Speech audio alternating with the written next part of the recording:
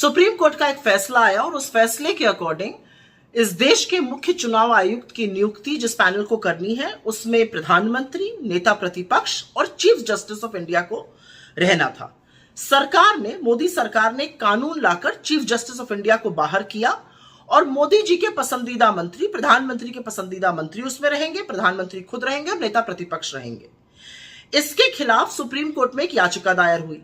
Supreme court उस याचिका पर 19 तारीख को सुनवाई करने वाला था, लेकिन आनन फानन में सरकार ने समिति की बैठक बुलाई इस फैसले को करने के लिए।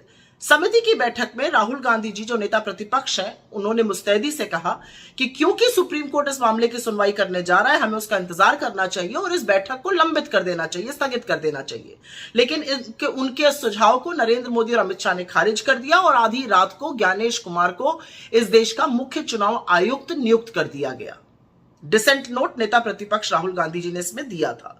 सब जानते हैं ज्ञानेश कुमार जी अमित शाह जी के बड़े पसंदीदा नौकरशाह रहे हैं। सवाल एक है, असल में सवाल दो हैं, और सवाल यह है कि ऐसी क्या जल्दी थी? अगर सुप्रीम कोर्ट इस मामले को सुन रहा था तो उसकी सुनवाई हो जाने देते, फिर नियुक्ति करते।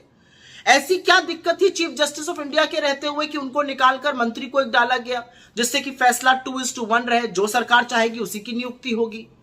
और तीसरी सबसे बड़ी बात यह है कि chief justice of India CBI director की नियुक्ति वाले पैनल में रहेगा, लेकिन चीफ इलेक्शन कमीशन या इलेक्शन कमीशन के पैनल में नहीं रहेगा। यह कहां का न्याय है? जिस इलेक्शन कमीशन पर, जिस चुनाव आयोग पर, जिस मुख्य चुनाव आयुक्त पर इस देश में निष्पक्ष चुनाव कराने की जिम्मेदारी है, उसमें नहीं रहेंगे। क्यों नहीं रहेंगे भाई? इससे क्या आपको कुछ अटपटा सा, अजीब सा नहीं लगता है? मुझे तो लगता है।